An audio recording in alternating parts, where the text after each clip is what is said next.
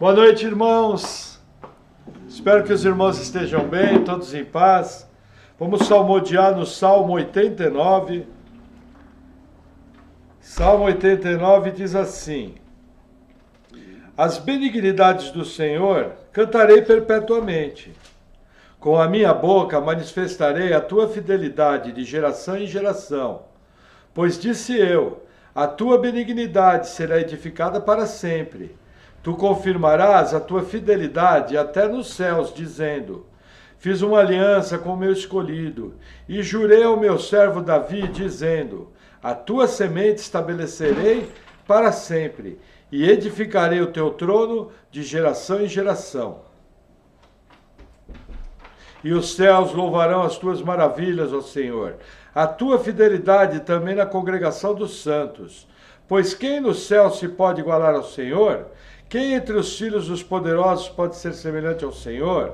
Deus é muito formidável na Assembleia dos Santos, e para ser referenciado por todos os que o cercam. Ó Senhor, Deus dos exércitos, quem é poderoso como tu, Senhor? Com a tua fidelidade ao redor de ti, tu dominas o ímpeto do mar. Quando as suas ondas se levantam, tu as fazes aquietar. Tu quebraste a Raabe como se fora ferida de morte. Espalhaste os teus inimigos com o teu braço forte. Teus são os céus, e tua é a terra. O mundo e a sua plenitude tu o fundaste. O norte e o sul tu os criastes. Tabor e Hermon jubilam em teu nome. Tu tens um braço poderoso, forte é tua mão, e alta está a tua destra. Justiça e juízo são a base do teu trono. Misericórdia e verdade irão adiante do teu rosto. Bem-aventurado o povo que conhece o som alegre. Andará, ó Senhor, na luz da tua face. Em teu nome se alegrará todo dia, e na tua justiça se exaltará, pois tu és a glória da sua força, e no teu favor será exaltado o nosso poder. Porque o Senhor é a nossa defesa, e o Santo de Israel o nosso rei.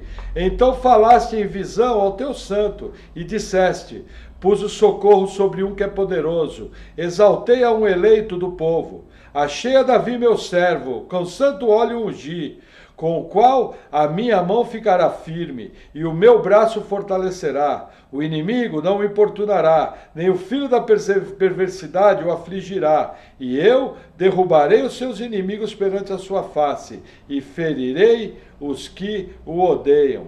E a minha fidelidade e a minha benignidade estarão com ele, e o meu nome será exaltado, o seu poder. Até aqui. Vamos orar. Senhor, que o Senhor sempre seja adorado em nosso meio, que nós possamos sempre engrandecer o teu nome, e que possamos, Senhor, ter expectativa nas tuas obras, no teu poder, na manifestação da tua glória. Senhor, sê conosco, aceita os louvores de teu povo, em nome de Jesus, amém. Amém, irmãos? Vamos ao nosso texto base, livro dos Juízes, capítulo 5, um capítulo extremamente interessante. E eu creio que existem princípios muito importantes nesse capítulo. Veja que interessante. É um cântico. Aí você pergunta: o que eu posso tirar de um cântico? Quando eu fui para fazer a montagem da pregação desse capítulo, e eu ia expor ele semana passada, realmente eu vou falar, irmãos, foi um desafio para mim. Mas, quando você começa a destacar as coisas que emanam do texto, você percebe que esse capítulo é um dos capítulos mais ricos que tem no livro de Juízes. Porque esse capítulo ele nos mostra caminhos. Esse capítulo ele nos mostra posturas que o crente tem que ter diante das adversidades da vida. Nós temos exemplos aqui de heróis da fé de Israel.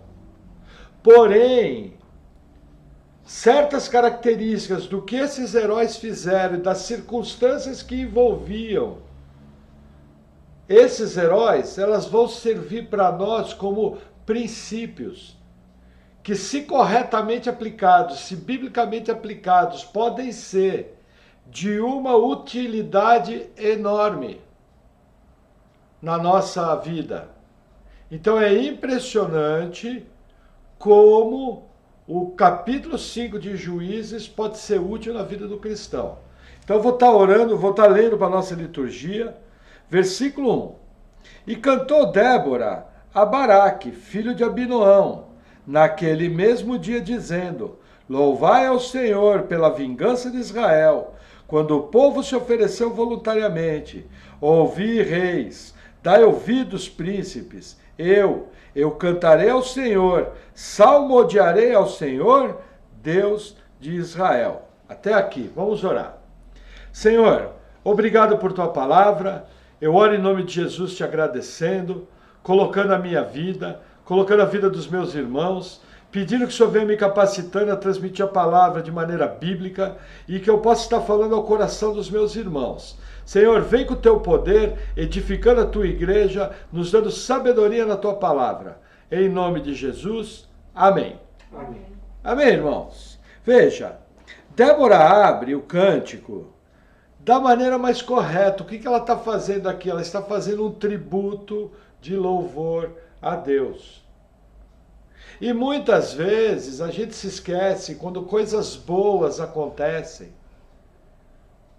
de realmente dar honras e glórias àquilo que Deus faz. Muitas vezes coisas boas acontecem e nós temos a tendência de estarmos ligando aquelas coisas boas a atitudes nossas.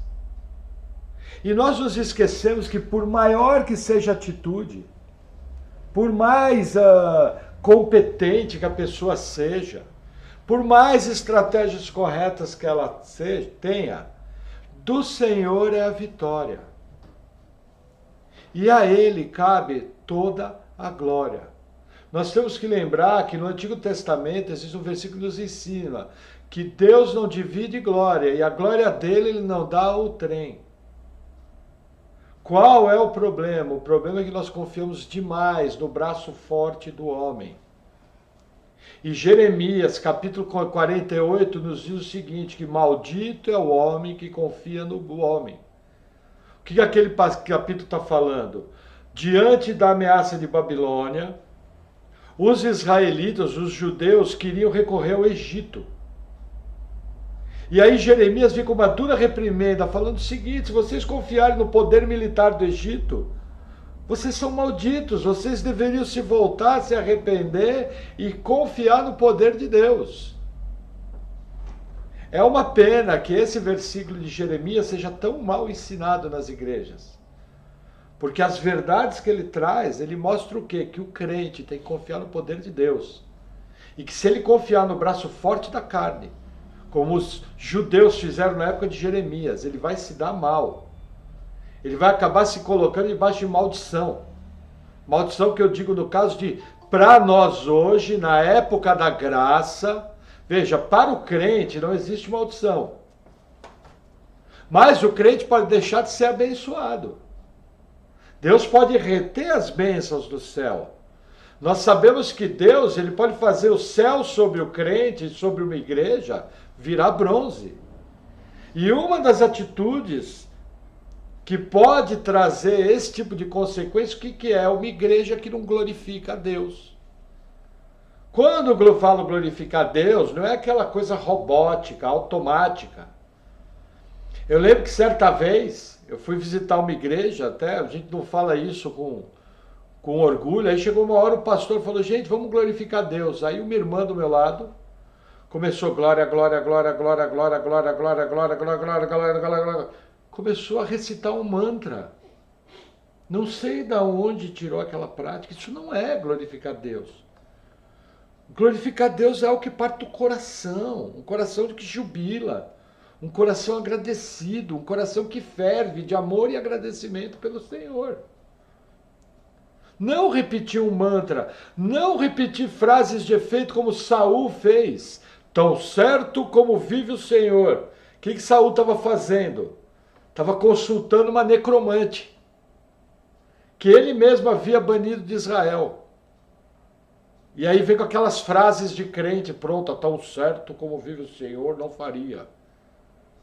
Glorificar a Deus é no coração. Glorificar a Deus é nas atitudes. Você conversar, olha, isso foi Deus que fez. Amém? Amém. É o que Débora está fazendo. Entendeu? Versículo 4. Vamos começar a nossa exposição. Ó Senhor, saindo tu de Seir, caminhando tu desde o campo de Edom, a terra estremeceu, até os céus gotejaram, até as nuvens gotejaram águas. Os montes se derreteram diante do Senhor, e até o Sinai diante do Senhor, Deus de Israel. O que Débora está cantando aqui? Primeiro, ela está falando da guerra que Baraque venceu contra Sísera. Só que ela está falando que do Senhor é a guerra. Ele é o Todo-Poderoso. E aqui ela começa a nos mostrar, inclusive, o quê? Ações sobrenaturais de Deus nos céus. Quando fala que as nuvens gotejam, os céus gotejam. O termo do versículo 5, os montes se derretem, é uma figura. No hebraico antigo, na poesia hebraica, é muito comum esse tipo de figura. Os montes se derretem, o fogo fumega no céu, sabe? Esse tipo de figura. Para a literatura da época é muito comum. Nós vamos encontrar algo muito semelhante na teologia de Salmos. Mas o que Débora está querendo nos mostrar é o seguinte, olha, a guerra que o povo guerreou, que Baraque liderou, é o Senhor, do Senhor é a guerra. Então o que eu aprendo aqui? Seja qual for a minha luta, seja qual for a minha dificuldade, é o Senhor que vai pelejar as minhas lutas. Eu sou coadjuvante.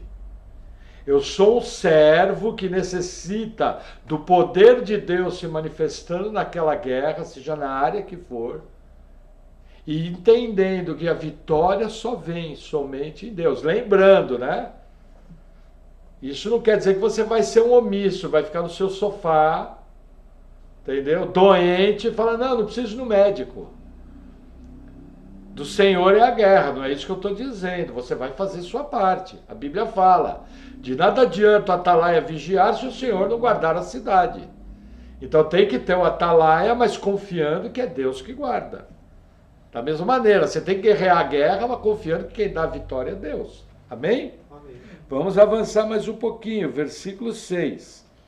Nos dias de Sangar, filho de Anate, nos dias de Jael, cessaram os caminhos, e os que andavam por veredas iam por caminhos torcidos. Cessaram as aldeias de Israel, cessaram até que eu, Débora, me levantei. Por mãe de Israel, me levantei. O que acontece, gente? Aqui, nós temos que fazer uso do ministério dos mestres. Cessaram os caminhos aqui, o que é? Nos dias de Sangar, e depois, na sequência, nos dias de Jabim, que era o governante sobre Sísera, as rotas comerciais foram interrompidas. E Israel passou por tempos de carestia, por tempos de dificuldade. Dificuldade tal que, ao essas rotas serem interrompidas por exércitos inimigos, os poucos comerciantes que arriscavam viajar tinham que procurar caminhos extremamente alternativos, o que aumentava o preço da mercadoria e aumentava o sofrimento do povo. Aqui está nos mostrando a dura realidade que determinadas guerras têm. E normalmente a guerra ela vem muito ligada à falta financeira, à carestia, à falta de provisões. Nós aqui no Brasil não temos uma cultura de guerra, mas eu lembro minha mãe contando que na Segunda Guerra Mundial faltou muito combustível aqui no Brasil. Nós temos que entender que o atual presidente da época, Getúlio Vargas, ele defendia que o Brasil não tinha petróleo, e até o famoso escritor Monteiro Lobato foi fazer uma visita para o Getúlio Vargas, e levou um vidro de petróleo. E quando ele foi conversar com Getúlio Vargas, ele jogou o vidro de petróleo no terno branco do Getúlio Vargas. E falou para ele, você diz que não tem petróleo, é o que mais tem na nossa terra. Por quê? Porque naquela época, pela falta de combustível, pela falta de suprimentos, o povo tinha que andar com um carro a gasogênio, que era um tipo de um vapor. Então tinha um aparelho de gasogênio atrás do carro, coisa que eu sei mais ou menos por foto, eu não era vivo, mas eu lembro do meu pai e da minha mãe contando dos veículos a gasogênio. Por quê? Porque faltou suprimento. É o que aconteceu com Israel. Normalmente, quando o inimigo vem, ele vem cortar suprimento. Pode ver na sua vida quando você tem problema. Normalmente, uma das áreas mais abaladas é a área financeira. Porque se cortou sua área financeira, teu suprimento cai. Teu suprimento caindo, a coisa fica esquisita. Por isso que eu sempre falo, princípio de José. 20% do que ganha tem que ser guardado. Porque quando chega a vaca magra, você tem uma reserva. Deus criou a caderneta de poupança. E ela está em Gênesis, se eu não me engano, capítulo 38, 39, por ali. Nós vamos estudar juntos. Amém? Amém. Vamos avançar mais um pouquinho. Versículo 8. E se escolhia deuses novos. Logo a guerra estava às portas. Via-se por isso escudo ou lança entre 40.000 em Israel. Meu coração é para os legisladores de Israel, que voluntariamente se ofereceram entre o povo. Bendizei ao Senhor. O que Débora está falando? O povo se desviou para a idolatria, entenda. Nós temos que saber lidar com as nossas debilidades. Como diz o professor da Charles Spurgeon, o Tiago Abdala, até achei interessante, e ele estava dando teologia dos livros históricos, e ele falava, nós precisamos saber lidar com nossas brechas. E a brecha aqui do povo de Israel, qual era? A idolatria. Ao ter essa debilidade, sumiram as armas. O que Débora está falando? O povo não tinha condição de se defender dos seus inimigos. Então, além de você estar sendo oprimido, você fica sem condição. Olha a situação. Agora, o que Débora fala, o caminho da restauração. Olha o que ela fala no versículo 9. Meu coração é para os legisladores de Israel, que voluntariamente se ofereceram entre o povo. Bendizei ao Senhor. Gente, caminho da vitória é corrigir caminho, corrigir posturas, corrigir atitude.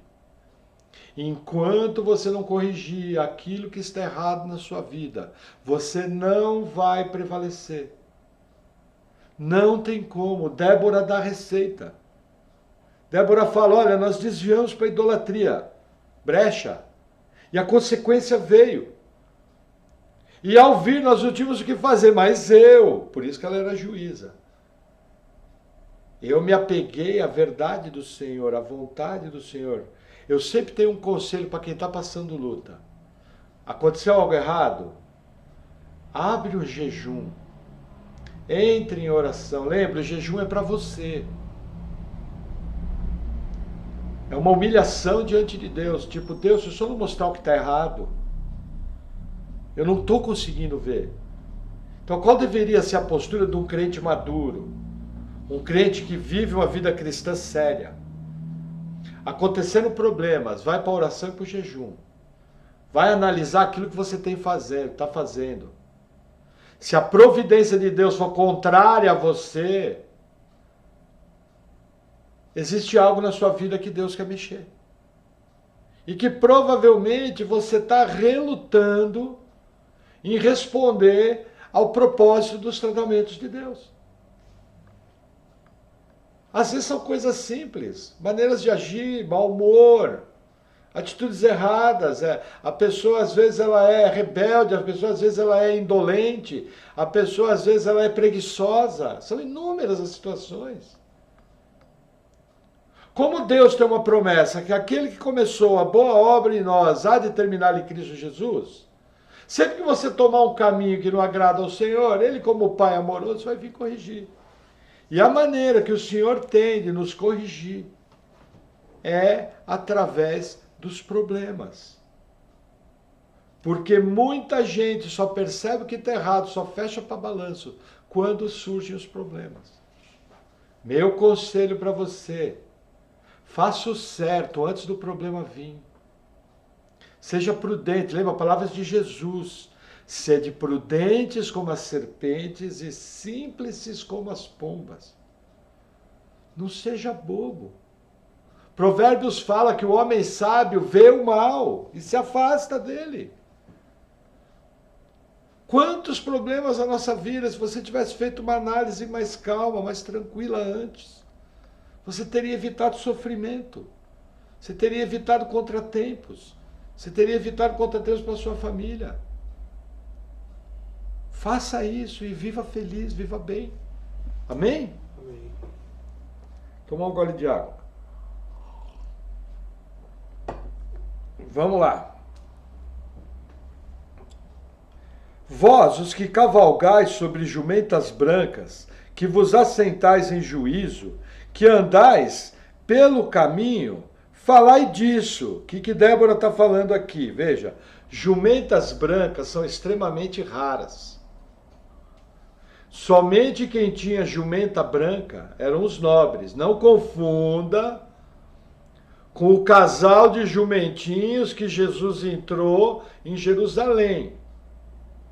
Aquele era um casal de jumentinho corriqueiro, mostrando a humildade do Messias. Aqui nós estamos 1.200 anos antes de Jesus, onde jumentas brancas eram extremamente raras. Olha o que Débora fala, ela fala: vós que cavalgais sobre jumentas brancas e que se assentais em juízo, que andais pelo caminho, falai disso, falai do quê? Falai da correção das coisas erradas, no caso aqui da idolatria. Cabe a você, que é uma pessoa de influência, que é uma pessoa esclarecida pelo poder do Espírito Santo, compartilhar com os outros as virtudes espirituais. Esse nobre aqui, que era um nobre da época aqui, financeiramente, de certa maneira ele nos representa a nós. Nós somos nação santa, sacerdócio real. Nós somos reis. Cabe a nós compartilhar as virtudes e verdades do Senhor. É um papel nosso.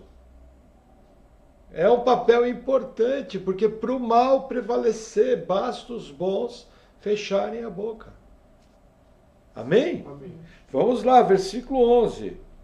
Donde se ouve estrondo dos flecheiros, entre os lugares onde se tiram águas, ali falai das justiças do Senhor, das justiças que fez as suas aldeias em Israel. Então o povo do Senhor descia às portas. O que acontece aqui? Débora usa uma figura do acampamento militar. Esse aqui é o refrigério dos soldados. Como funcionavam os acampamentos militares? Eles eram montados em volta de poços. E os soldados trabalhavam em turnos. A coisa era organizada. Então o que ela está dizendo aqui? No momento que os soldados, que esses valentes de Israel estão de refrigério, estão em volta dos poços de águas, cabe aos grandes anunciar as verdades do Senhor. O que eu aprendo aqui para a minha vida? Você é crente 100% do tempo, até no churrasco com a sua família. Até quando você está no shopping. Apesar que até onde eu sei, o pessoal da nossa igreja não vai muito em shopping. Até quando você está se divertindo, você é um evangelista em tempo integral. O que Débora nos ensina? Até durante o teu refrigério você anuncia as verdades do Senhor. Você é alguém atento às oportunidades de uma palavra sábia, de uma palavra temperada, de um evangelismo. Você é alguém engajado de verdade em ganhar uma vida para Jesus Cristo? Em divulgar as verdades do reino? Em fazer uma oração por alguém que precisa? Esse é o nosso papel. Isso é o que nós temos que fazer, é o que Débora está nos ensinando aqui. Pegando, é lógico, esse exemplo militar, mas é muito fácil transportá-lo para o nosso tempo. Hoje nós não temos guerras armadas, mas nós temos refrigério. E Débora nos ensina, quando você está no teu lazer, fala das verdades do Senhor. Legal, né? E o texto continua, versículo 12. Desperta, desperta, Débora. Desperta, desperta. Entoa um cântico. Levanta-te, Baraque, e leva presos os teus cativos. Tu, filho de Abinoão. Então fez dominar sobre os nobres entre o povo, aos que restaram. Fez-me o Senhor dominar sobre os poderosos. O que Débora faz aqui? Débora começa a engrandecer a Baraque. Porque nós não podemos esquecer que Débora era juíza e profetisa. Não era pastora, como eu expliquei para os irmãos. Ela era juíza, é um cargo administrativo. E era profetisa, coisa autorizada no Novo Testamento. As filhas de Ágabo eram profetas. As 4 filhas virgens de Ágabo. Elas profetizavam. De Ágabo? Não. De Judas. De Judas ou de Silas. Está em Atos dos Apóstolos, em torno do capítulo 20 e 21. Está por lá, quando Paulo está retornando, acho que é no 21, que ele vai ser preso em Jerusalém. Se não me engano, é Judas ou Silas, que tinha... Filipe, isso, que tinha 4 filhos que profetizavam. Obrigado, Rodrigo. 4 filhas que profetizavam. 1 Coríntios 11 fala que a mulher que ora ou profetiza com a cabeça descoberta desonra a sua cabeça. Então mulheres podem orar e podem profetizar na igreja, desde que estejam debaixo da autoridade espiritual, ou do seu marido, ou do seu pastor, ou do seu pai. Então Débora estava na legalidade, como juíza e como profeta. Só que ela sabe que quem pegou em arma e foi à luta de maneira humana foi Baraque. Quem foi levantado como líder em Israel foi Baraque. Inclusive os nobres endossaram o que Baraque ia fazer. Baraque tinha o apoio do povo. Baraque foi um líder de verdade.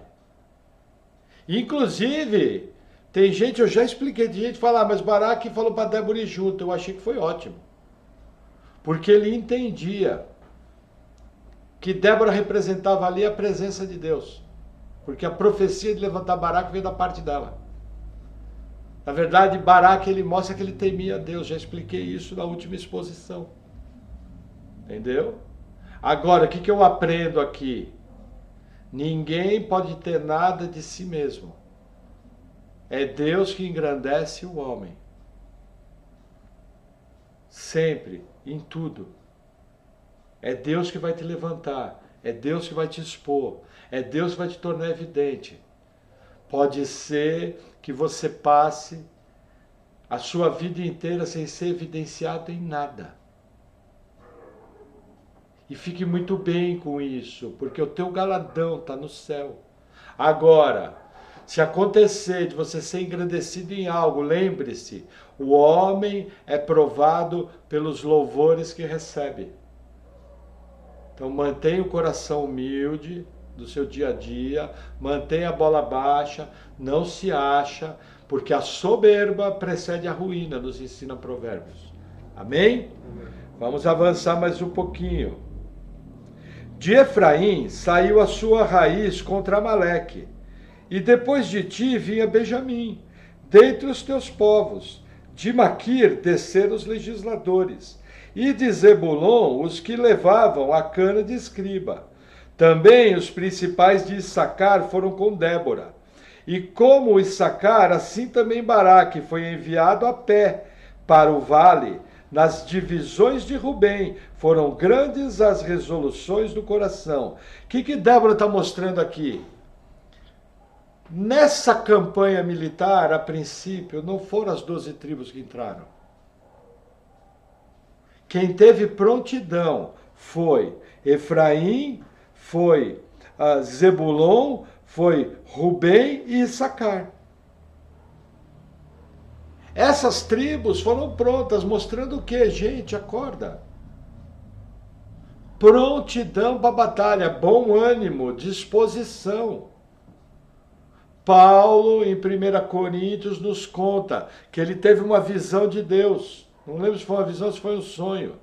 E Deus falou, tem bom ânimo e prega, não para, porque tem muito povo aqui na cidade.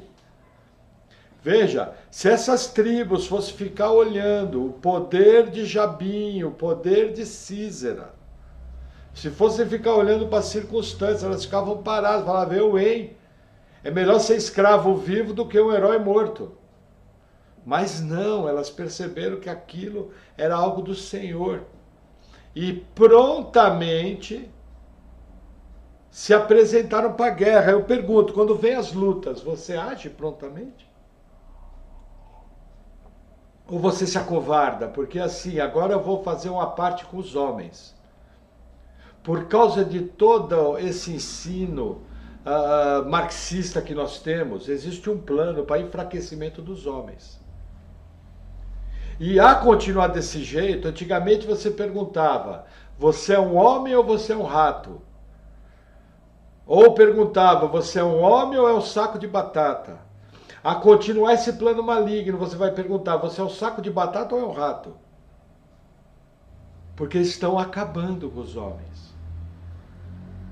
Veja, eu tenho que lembrar que no hebraico é interessante, no grego, homem é homem.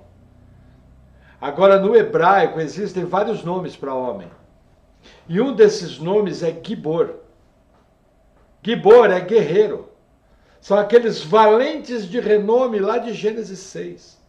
Então você, homem de Deus, você tem que entender que existe um DNA em você, um DNA de guerreiro, do cara que vai à frente. O cara que tem sangue na veia. O cara que vai para cima, com seus erros, com as suas debilidades, com os seus pecados. Mas é alguém que entende o seu papel de homem e entende o poder do Deus que comissionou ele a ser um homem de Deus.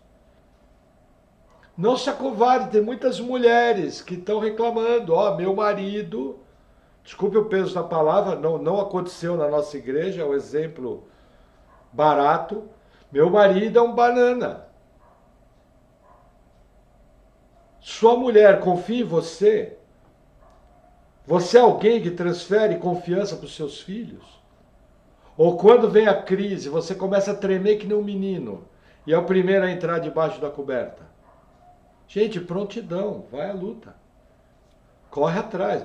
Não precisa ser maluco, agir de bate-pronto e errar a curva lá na frente. Mas é coração. Coração. Sabe aquilo que eu falo? Dando um exemplo, é que nem jogar com o Boca Júnior na Bombonera, chovendo, e o Boca Juniors precisa ganhar de 3 de vocês. Você fala, hoje o jogo vai ser bom. E na primeira bola o zagueiro já vem um palmo do chão. Você fala, opa, deixa eu ficar esperto, senão o cara arranca a minha perna. É esse coração que você tem que ter. Porque entenda, o trabalho do diabo é magoar os santos, e se ele conseguir acovardar você, ele bagunçou o seu centro de forças. Que é a sua fé, porque você batalha com a fé no poder de Deus. Se ele acovardar você, você está dizendo que Deus não pode, com outras palavras. É isso que você está falando. Que todos somos fracos diante do grande poder de Deus. Mas a terra foi dada aos homens, e é aqui que nós agimos. Amém? E o texto continua, versículo 16. Por que ficaste tu entre os currais, para ouvires os balidos dos rebanhos? Nas divisões de Rubem tiveram grandes esquadrinhações de coração. Gileade ficou além do Jordão. E Dan, por que se deteve nos navios? Aser se assentou na beira dos mares e ficou junto às suas baías. Aqui está falando do comportamento das outras tribos, que não tiveram a mesma prontidão. E aí vem a pergunta, por quê? Entenda. Entenda. Vou pegar um exemplo simples. Muitas vezes você vai estar fazendo algo e uma pessoa que você nunca viu olha para você, comenta que você é cristão e fala: nossa, eu acho tão bacana a fé dos crentes, dos evangélicos, ele vai falar. E eu fico me perguntando por que eles têm essa fé. Aí você responde: é verdade. Um bom dia para a senhora. É isso que você faz? Não. Você está atento. Você já prega: olha, deixa eu te explicar uma coisa. A nossa alegria está no Senhor. Você acredita em Jesus? O pessoal vai falar que sim. Você acredita na Bíblia? O pessoal vai falar também que sim. Então, ó, deixa eu te falar, Jesus nos ensinou na Bíblia que nós somos pecadores. Você sabe que eu e você somos pecador. E aí apresenta o Evangelho. Simples assim. Se ela for uma eleita, vai ser salva. Agora a pergunta de Débora aqui: por que vocês ficaram esperando enquanto os outros foram guerrear? Pergunta que você vai ter que responder para Jesus todas as vezes que você se omitiu. E que você deixou de pregar o Evangelho, que você deixou de fazer a obra. Veja, Tiago fala que aquele que sabe do bem, que tem que fazer e não faz, peca. Não fique de braço encolhido. Entenda, faça a leitura correta das situações para você expressar o reino de Deus. Amém? Vamos avançar mais um pouquinho. Versículo 18. Zebulon é um povo que expôs a sua vida à morte, como também Naftali, nas alturas do campo. Vieram reis, pelejaram, então pelejaram os reis de Canaã, em Tanak, junto às águas de Meguido. Não tomaram despojo de prata. O que está falando aqui? Da coragem de Zebulon e Naftali. O povo de Deus tem que ser corajoso, o povo de Deus tem que ser ousado, o povo de Deus não tem que ser covarde. Muitas vezes nós nos acovardamos e nós diminuímos Deus. Quando eu me acovardo diante de algo, eu diminuo Deus. Quando eu não encaro o desafio, eu diminuo Deus. Eu estou dizendo, entre outras palavras, que o Deus que eu sirvo não pode realizar nada através de mim. E isso é muito sério. É a pergunta que vem aqui. E outro detalhe, que é bem interessante aqui. Veja, Císera tinha um enorme poder. Ele agia nos vales de uma forma soberana. Tomar uma água. Ele muitas vezes era um inimigo muito potente. Essas tribos não tinham a mesma categoria de armas. Veja, quando um país domina o outro, qual é a primeira coisa que vem? Desarmamento. O que a gente percebe? Sempre que existe opressão, o povo fica sem condição de se defender. Então, o que acontece? A condição de se defender fica apenas com o opressor. Só que esse povo foi para cima. E tem uma passagem aqui no próprio livro de Juízes, está na nossa referência, quer ver? Juízes 4, versículo 15. Vamos ler ela rapidinho.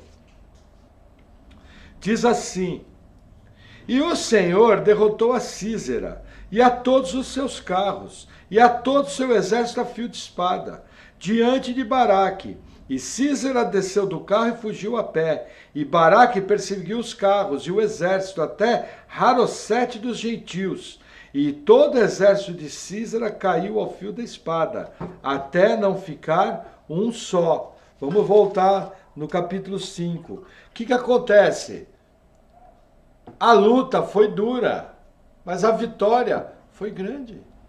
O poder de Císera era imenso. Se você olhasse aos olhos naturais, havia um risco de morte. Veja, hoje em dia nós não temos risco de morte, mas temos riscos. Mas é aí que entra a confiança no Senhor. Os riscos servem para nos proteger, aprenda isso. O medo pode ser algo extremamente saudável. Medo conserva os dentes. Medo evita que você faça besteira. Eu aprendi isso nas montanhas, prudência. Eu aprendi isso quando eu tive que andar de moto. Gente, você andar de moto é uma experiência que eu não aconselho para ninguém. Eu tive que andar 250 mil quilômetros de moto. Quando você chega numa BR, você começa a ultrapassar uma carreta 18 rodas, a 105 por hora. E a carreta está a 103. A hora que você emparelha lado a lado, você entende o que é estar nos braços do Senhor. Porque se estourar um pneu, você não sabe o que pode acontecer. Mas eu lembro das minhas orações, eu precisava fazer aquilo, não tinha outra alternativa. Entendeu? Tinha 3 filhos para criar, tinha uma necessidade enorme. Debaixo de oração e jejum, buscamos o Senhor. E eu lembro que o Senhor claramente me trouxe a figura do rei Davi numa guerra medieval. E no meu pensamento veio a seguinte pergunta: como eram as guerras medievais? Eu respondi em pensamento, crendo que estava me comunicando com o Senhor. Era batendo de espada num aqui, o outro vinha tentando dar com a lança por trás. E eu lembro que veio no meu pensamento: o que é pior, lutar uma guerra de Davi ou ser prudente, fazer o que você tem que fazer? Aí veio a seguinte convicção: filho, faz a tua parte que eu faço a minha. E eu consegui passar 250 mil quilômetros sem um osso quebrado. Tive 3 quedas e não me machuquei. Por quê? Porque andava devagar e com prudência. Casado com a buzina, mas é necessário ter coragem. Quantas tempestades. Não peguei na Serra da Graciosa, nos verões, tudo escuro, só eu subindo de moto, chão de paralelepípedo, cheio de curva. Se errasse, só a Paula sabia que eu tinha ido para lá, porque podia cair num barranco, quebrar as pernas. Tinha que me achar. Mas Deus em tudo foi fiel. Agora eu fiz a minha parte. Fui extremamente prudente. Agora, quer o meu conselho? Nunca suba numa moto. Depois que eu descobri o carro a gás, então a GNV ficou melhor, porque é uma moto de 4 rodas que não chove dentro. Maravilhoso. Não quero nem ver. Amém? Mas é necessário coragem. Precisava criar aquelas crianças. Entendeu? E Deus honrou em tudo. Glórias a Ele. Amém? Amém? Vamos avançar mais um pouquinho. Versículo 20. Desde os céus pelejaram, até as estrelas, desde os lugares dos seus cursos, pelejaram contra Císera. O ribeiro de Quizon os arrastou. Aquele antigo ribeiro, o ribeiro de Quizon, pisaste, ó minha alma, a força. O que Débora está falando aqui? Primeiro, que o mundo espiritual peleja as batalhas. Olha o versículo 20. Desde os céus pelejaram, até as estrelas, desde os lugares dos seus cursos, pelejaram contra Císara. Eu pergunto, você já viu alguma estrela pelejando contra um soldado? Entenda, regra de hermenêutica. Quando você vê na Bíblia elementos inanimados, como estrelas, com características humanas, provavelmente, dentro do contexto do texto, está fazendo uma representação de algo vivo. No caso aqui, a gente já sabe, por causa dos intérpretes, dos mestres, que quando fala de estrelas, são seres espirituais. Lá no livro de Jó, fala o seguinte, que as estrelas pulavam de alegria enquanto Deus criava a terra. Quem eram as estrelas ali? Elas estavam sendo criadas. Eram os anjos. Essa figura se encaixa confortavelmente, mas não só isso. Também fala do ribeiro de Quizon, os arrastou. O que acontece? Lembra? Quando falou das nuvens gotejando e dos céus caindo. Provavelmente houve uma grande tempestade. E aquela tempestade dificultou o deslocamento dos carros. Os carros de ferro, extremamente pesados. Você faz a conta, um carro de ferro, 500 quilos. Uma juta de cavalos, mais 500 quilos. Toda a parafernália que vai em cima dele, mais 2 ou 3 homens. 1,5 toneladas. Choveu, não tem rodovia, o que acontece com o carro? Císera fugiu a pé.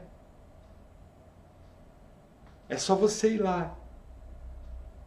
Por que Císara fugiu a pé? Qual que é mais rápido? Uma junta de cavalo correndo? Ou você correr a pé?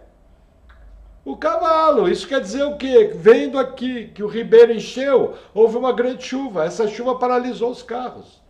Gente, até as coisas da natureza vão a seu favor. Eu lembro bem, quando eu comecei a vender os filmes cristãos, eu tinha aqui na cidade de Lapa, aqui perto de Curitiba.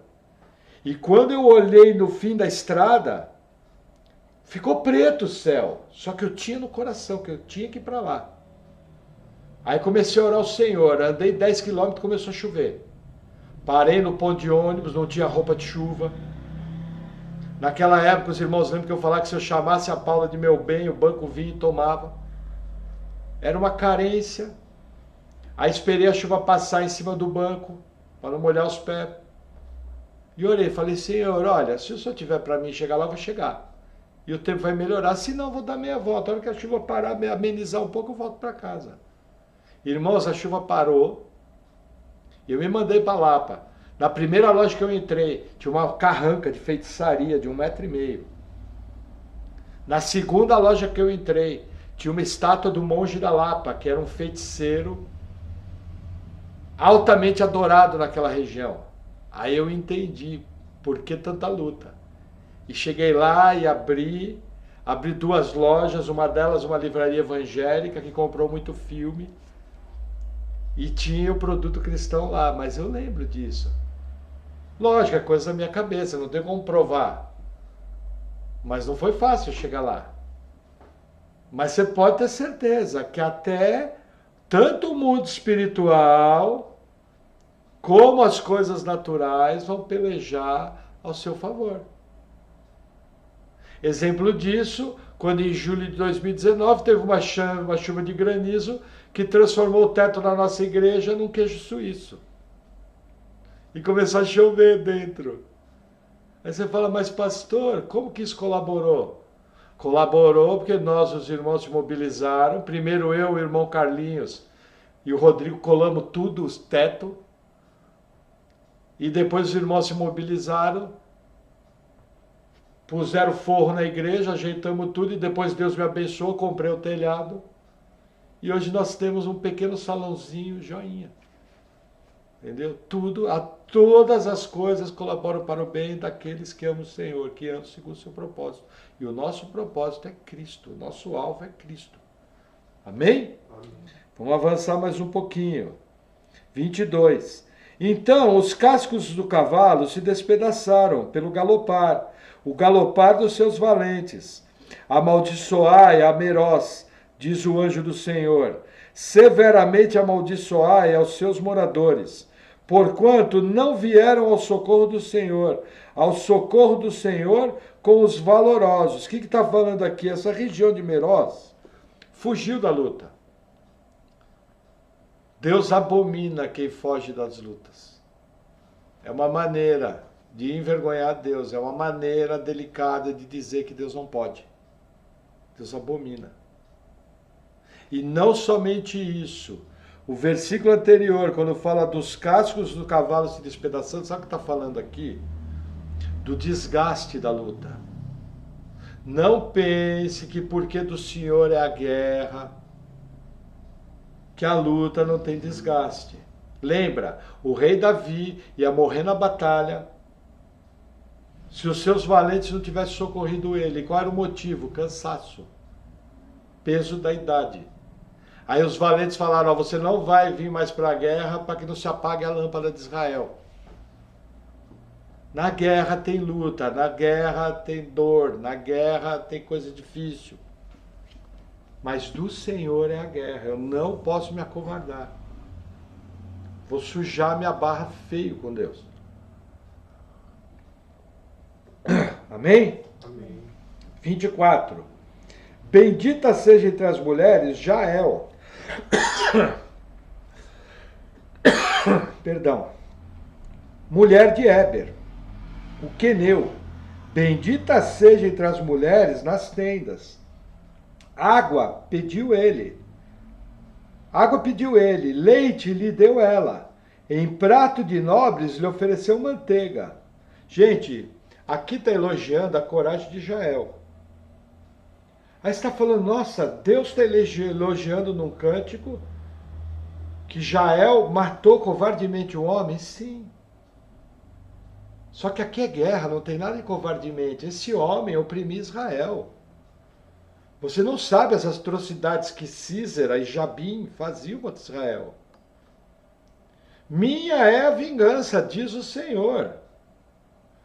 Vários salmos falam, morte aos inimigos do Senhor. Nossa, mas isso não é Novo Testamento.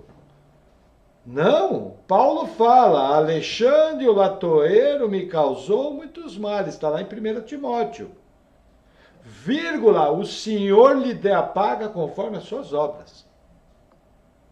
Lhe causou mal, pode orar, Senhor, a pessoa está me causando mal. Eu entrego ela nas tuas mãos, o Senhor vai saber o que fazer, tu és justo. Mas não tem nada de errado. Entendeu? E Jael aqui foi extremamente corajosa. Quantas mulheres você conhece? Veja, a esperteza dela, ele pediu água, ela deu leite. E deu manteiga, encheu a barriga dele, está vindo da guerra. O que aconteceu? Colchãozinho de pele, quentinho. Nós não sabemos como era Jael. Dormiu, quando dormiu ela cravou a estaca que varou de fora a fora. Gente, na boa, não estranhe, coisa linda. Coisa linda. E se está na Bíblia é porque é bom. E se o cântico de Débora elogia é porque o que ela fez foi correto. Para de ter essa visão romântica. Veja, Deus é amor, mas Deus é juiz. Se as pragas do Apocalipse fossem acontecer hoje, os decretos de Jesus Cristo iam matar só ali nas taças 3 bilhões de pessoas. O Deus de amor que morreu na cruz pelo meu pecado e o seu. Não cria um ídolo na sua cabeça. Deus é amor, mas Deus é justiça e juízo. Tem que haver esse doce equilíbrio. Se a Bíblia fala que Jael é elogiável, é elogiável. E eu acho que é, porque pensa numa mulher corajosa. Quem tinha que fazer aquilo era Éber. Puxa saco de Císera. Puxa saco, demagogo, se prevalecia do conquistador. Num ponto tal que Císera se sentiu seguro de procurar as tendas de Éber. E Jael, usada por Deus, cravou-lhe a estaca na fonte. Preparou a arapuca para ele dormir. Ô mulherzinha tinhosa, como diz aqui no interior do Paraná. E o texto continua. 26. A estaca estendeu a sua mão esquerda, e ao martelo dos trabalhadores a sua direita, e matou a Císera, e rachou-lhe a cabeça, quando lhe pregou e atravessou as fontes. Entre os seus pés se encurvou, caiu, ficou estirado, entre os seus pés se encurvou, caiu onde se encurvou, ali caiu morto. O que acontece? As estratégias e a coragem de Jael deram vitória total para Israel. Se ela não tivesse, se ela fosse amolecer, provavelmente Císera fugiria. Ela foi um Davi aqui, que quando viu Golias ser derrotado, foi lá e cortou a cabeça. Quando a pedra cravou, Golias cai. Davi, em vez de comemorar, foi correndo e cortou a cabeça. Esse aqui não levanta mais. Esse Císera não oprime mais Israel. Esse já era. Deus me entregou. E eu vou fazer minha parte. Provavelmente ela deve ter dado. Botou ele para dormir. Ela deve ter dado uma marretada na cabeça dele para apagar. Muito mais simples. E cravou-lhe a estaca que varou de uma fonte na outra. No meio das pernas dela. Nos pés dela. Não entenda errado essa cena aqui. Extremamente corajosa. Instrumento na mão do Senhor. Amém? Amém. Vamos seguir. Versículo 28. A mãe de Císera olhava pela janela e exclamava pela grade: por que tardem em vir o seu carro? Por que se demoram os ruídos dos seus carros? Veja que interessante, aqui mostra as preocupações da guerra. Gente, entenda, quando estiver numa batalha pessoal, quando você estiver numa luta, o fato de Deus dar a vitória, o fato de você pelejar as batalhas do Senhor, não quer dizer que você não vai se preocupar, que talvez você não perca o sono, que talvez você não vai ficar preocupado com como eu vou fazer. Gente, é normal. Nós temos um lado psicológico, a nossa carne é fraca. O espírito está pronto. Por quê? Porque o novo nascimento é algo que acontece no espírito. Mas a nossa alma, ela tem a natureza pecaminosa habitando nela. E a natureza pecaminosa fala de autocomiseração, de, como é que é? Aquele sentimento de amor próprio, em que a pessoa se faz de vítima. E isso é errado. Agora, ficar preocupado não é. Eu lembro que teve vezes em que eu saía para vender, precisava voltar com a comida e dava 4 da tarde, não tinha vendido nada.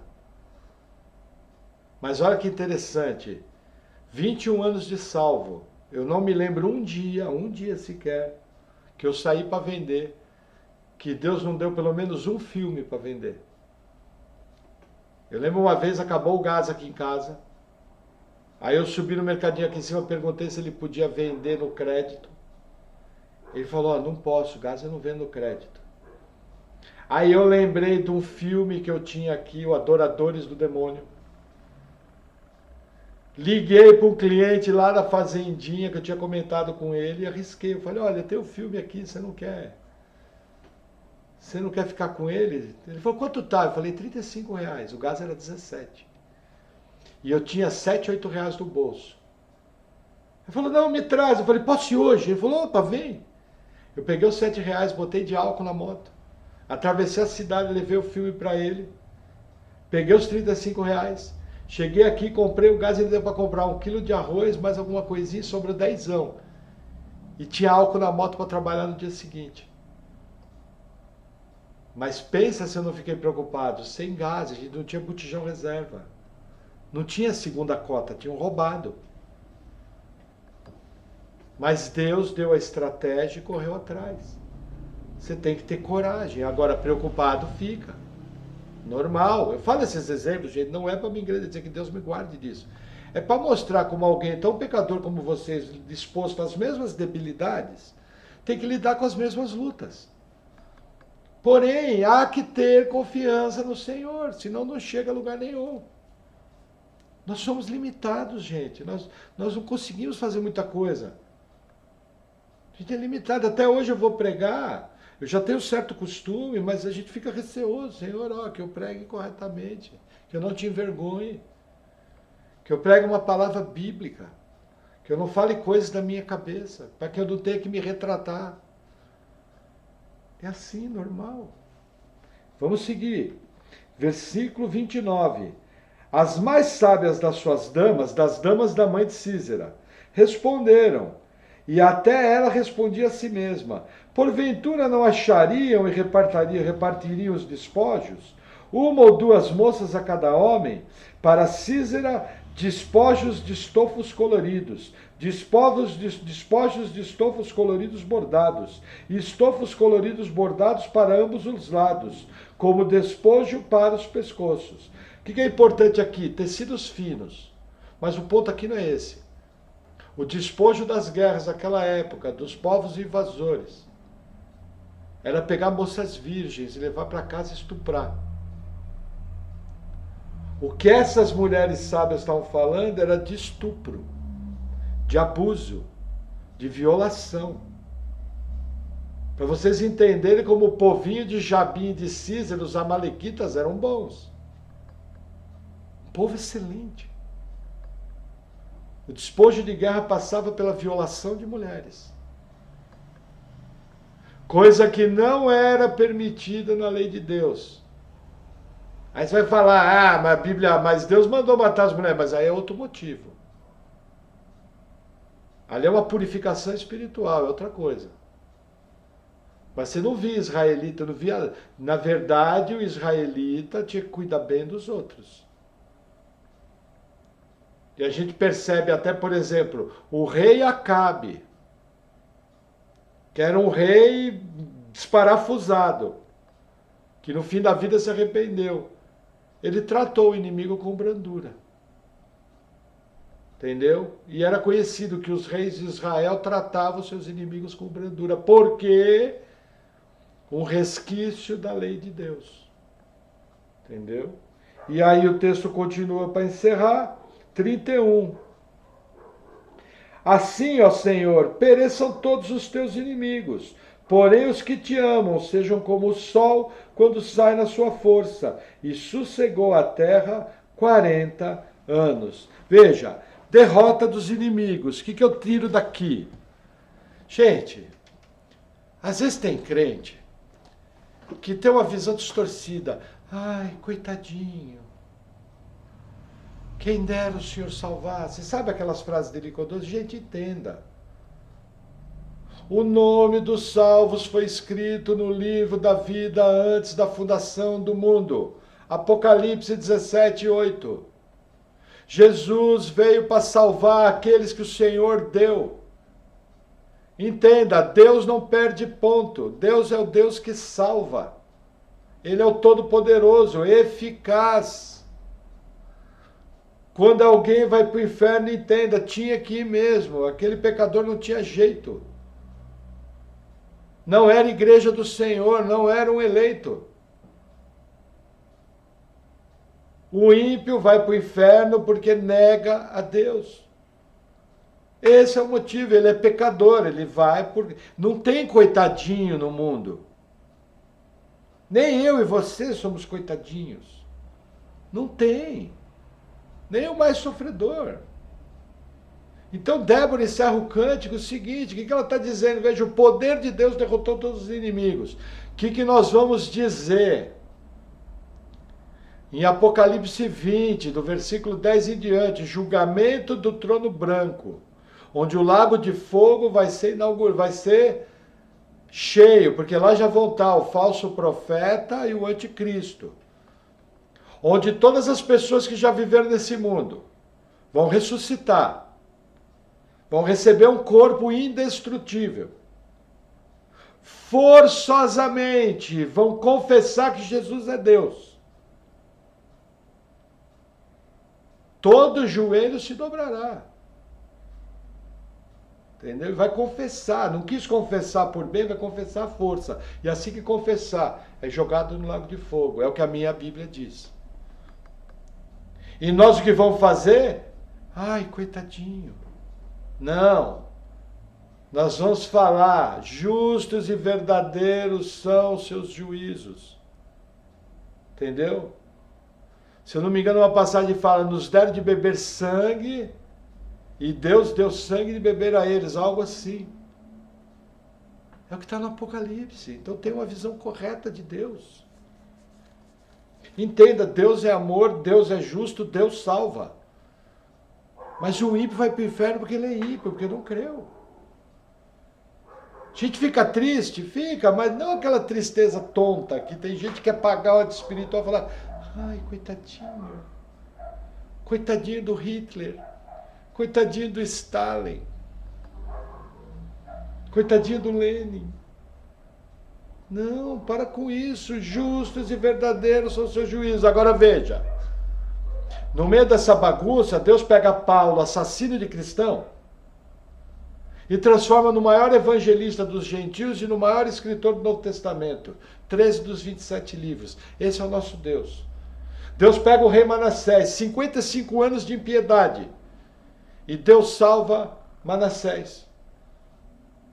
Deus pega o próprio Acabe, que se humilhou diante de Deus. O juízo de Deus permaneceu. Mas o texto dá a entender que Acabe foi salvo. Não há impossíveis para Deus. Pode ser o pior que for. Deus salva. Deus salva. Então eu tenho que ter essa visão correta. E tenho que glorificar a Deus quando as vitórias dele acontecem. Amém? Amém. Vamos orar? Senhor, obrigado por tua palavra. Eu oro em nome de Jesus te agradecendo e pedindo, Senhor, Que o Senhor venha nos fortalecendo nas nossas lutas diárias, que o Senhor venha nos dando estratégias, que o Senhor venha nos dando discernimento, sabedoria, que nós possamos crescer em graça, que possamos crescer no conhecimento do Senhor e que em tudo, Senhor, o Teu nome seja engrandecido. Em nome de Jesus, amém. Amém. Amém, irmãos. Deus abençoe. Deixa eu